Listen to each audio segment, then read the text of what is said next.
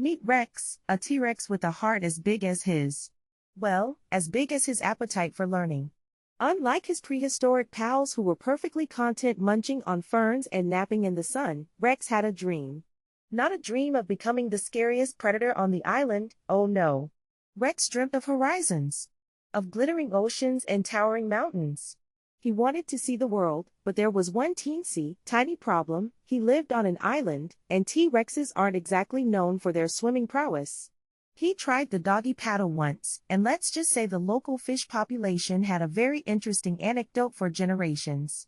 So, Rex spent his days gazing out at the shimmering expanse of water, sighing dramatically, and occasionally trying to build a raft out of palm fronds in sheer, unadulterated optimism, which, as you can imagine, didn't end well for the palm fronds or Rex's dignity. But Rex was a persistent dinosaur, and when the faint rumbling of a cargo ship appeared on the horizon, his tiny, but highly motivated, brain sparked with an idea so audacious, so brilliantly foolish, it just had to work. Now, sneaking onto a massive cargo ship when you're 40 feet long and weigh more than a school bus isn't exactly a stealth mission. It involved a lot of careful, slow-motion tiptoeing, which for a T-Rex looks less like sneaking and more like a very enthusiastic, yet incredibly stiff, interpretative dance. Rex waited until the dead of night, his enormous tail swaying with nervous excitement. He'd watched the sailors for days, learning their routines, noting when the coast was clear, and carefully calculating the perfect moment to, shall we say, blend in. The ship's ramp was a tight squeeze, requiring Rex to suck in his belly, a feat of dinosaur contortionism you wouldn't believe, and waddle on board with the grace of a bowling ball in a china shop. He found a cozy-ish spot nestled between a container full of rubber ducks and another labeled hazardous materials, flammable, which, in hindsight, might not have been the best choice. But he was on.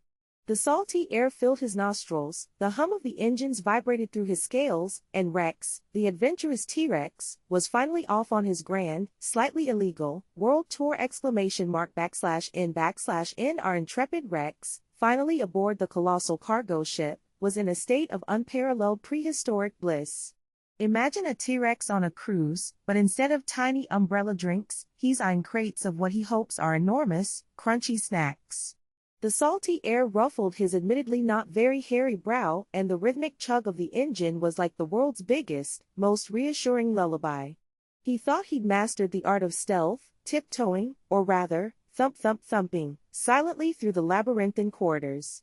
His excitement was palpable, nearly causing the ship to list slightly to starboard with every happy tail wag. He was a dinosaur on a mission, a land-loving lizard exploring the high seas. He even tried to play peekaboo with a bewildered seagull, only to realize his head was far too large for the porthole. This was freedom, this was adventure, this was a really, really long nap in a very sturdy hammock, if only he could find one his size. But alas, even a dinosaur with a heart full of dreams and a stomach full of, well, anything he could get his claws on, is not immune to the perils of seafaring. One moment, Rex was attempting to mimic a Sailor Knots demonstration video he'd somehow managed to project onto a stack of crates, bless his giant, fumbling fingers. The next, a rogue wave, perhaps offended by his clumsy attempts at knot tying, sent the ship lurching dramatically. Rex, in a desperate attempt to brace himself, flailed like a really, really big, green, uncoordinated marionette. His mighty leg, usually a pillar of prehistoric power, found itself in a rather unfortunate tango with a particularly unyielding metal beam. A sickening crack echoed through the cargo hold, followed by Rex's stunned, muffled roar of surprise, pain, and probably a little bit of indignity. His grand adventure had just hit a rather literal, painful snag, or rather, a broken bone. /N/N Now, imagine the scene: a giant, grumpy lizard, well, a T-Rex actually, with a leg bent at a most unnatural angle, whimpering. Not roaring, mind you, but whimpering. It was less king of the dinosaurs and more king of the puppy dog eyes. The crew, bless their cotton socks, didn't exactly respond with calm, collected professionalism. It was more a cacophony of dropped wrenches, shouted expletives that would make a sailor blush, and they rarely blush, and the not-so-faint sound of someone definitely, absolutely, accidentally, on purpose, falling into a pile of fish.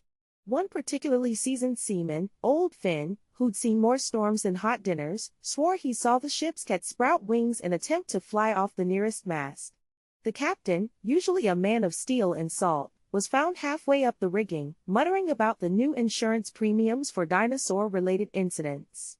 It was utter chaos, a Dino-sized comedy of errors, with Rex at the epicenter, looking utterly bewildered by the human panic he'd inadvertently caused. Amidst the delightful pandemonium, a lone figure emerged from the engine room, smeared with grease and looking far too calm for someone about to face a giant, injured prehistoric creature. This was Barnaby, a scrawny lad with a heart bigger than the T-Rex's skull. While the others were still debating whether to harpoon the poor beast or start a new religion worshipping it, Barnaby, bless his cotton socks, walked right up to Rex. He didn't have a weapon, he didn't have a plan, he just had compassion. He saw not a monster, but a very large, very sad, very injured animal in need. His fellow crewmates, meanwhile, were huddled behind cargo containers, shouting helpful suggestions like, "Don't get eaten, Barnaby," and maybe offer him a biscuit? Barnaby simply looked at the massive, pained leg, then into Rex's surprisingly gentle eyes, and made a decision that would change both their lives forever. He was going to help this oversized, accidentally stowaway lizard, even if it meant becoming the ship's first, and probably last, dinosaur nurse. /n/ The sailor, a gruff but soft-hearted fellow named Bartholomew, or Barty to his non-existent friends, stared at Rex's ginormous, splintered leg. "Right," he muttered, scratching his beard, "Operation Dino Splint is a go." First, they needed a splint. A few frantic hours later, and after sacrificing half the captain's prize mahogany liquor cabinet, a small price to pay, Barty reasoned, for saving a prehistoric limb, they fashioned a surprisingly sturdy contraption. Applying it was another matter entirely. Imagine trying to explain, gently, "Please, old chap," to a bewildered T-Rex who thought your attempts to tie him up were an elaborate game of tug-of-war. Eventually, after a comical ballet of ropes, pulleys, and enough bribing with stale biscuits to supply a small army, Rex's leg was finally secured. The ship's cook, a man whose cooking skills were only surpassed by his penchant for dramatic flair, whipped up a special dino diet, mashed bananas, a surprisingly effective painkiller, and a concoction of fermented berries that Barty swore had healing properties, mostly because he'd gotten a bit tipsy on them himself. Days turned into weeks, and the initial chaos gave way to an odd, yet heartwarming routine. Barty, armed with his trusty mop handle, doubling as a walking stick for Rex and a theatrical pointing device for himself, became Rex's personal nurse, physical therapist, and surprisingly, a rather good storyteller. He'd sit by Rex's colossal snout, regaling him with tales of the open sea, the time he accidentally dyed the captain's mustache purple, and the legend of the kraken who really liked pickled onions. Rex, in turn, would listen with giant, blinking eyes, occasionally letting out a rumble that Barty interpreted as either profound understanding or a gentle reminder that it was snack time. Their bond wasn't just growing, it was blossoming into something truly unique, a testament to the fact that friendship knows no bounds, especially when it involves a grumpy sailor and a T-Rex with a temporarily disabled limb and an insatiable craving for fermented berries. /n/n And so, Rex, with a leg that was now more bionic than prehistoric, was finally ready to disembark.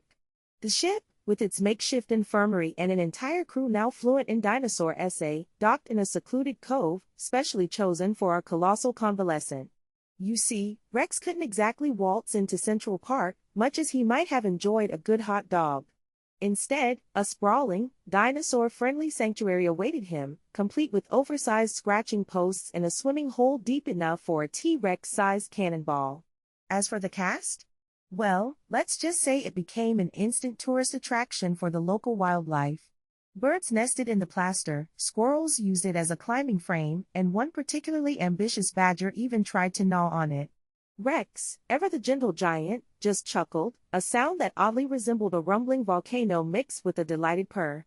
His limp, once a testament to a daring adventure, was now just a cute, quirky hop, a sort of T-Rex tango that endeared him to everyone he met. But the story doesn't end there, my friends. Our brave sailor, Bartholomew, or Bart, as Rex affectionately grunted him, couldn't just abandon his scaly buddy. Their bond, forged in fear, plaster, and a shared love for excessively large fish, was unbreakable. Bart, having officially retired from cargo shipping, because, honestly, what could top a T-Rex rescue? Became Rex's full-time companion, part-time personal chef, and honorary T-Rex whisperer. They often spent their days watching the sunset, Bart regaling Rex with tales of the high seas, and Rex, in turn, sharing ancient dinosaur secrets, mostly about the best napping spots and the tastiest ferns. Their friendship became a legend, a heartwarming testament to the fact that kindness knows no species, and that sometimes, the most extraordinary bonds can be formed with the most unexpected of companions, especially when one of them can accidentally step on a bus without even noticing. And so, the T-Rex and the sailor lived happily ever after, proving that even a colossal creature with a penchant for chaos could find a home, a friend, and a leg up in life, all thanks to a little compassion and a whole lot of really, really strong medical tape.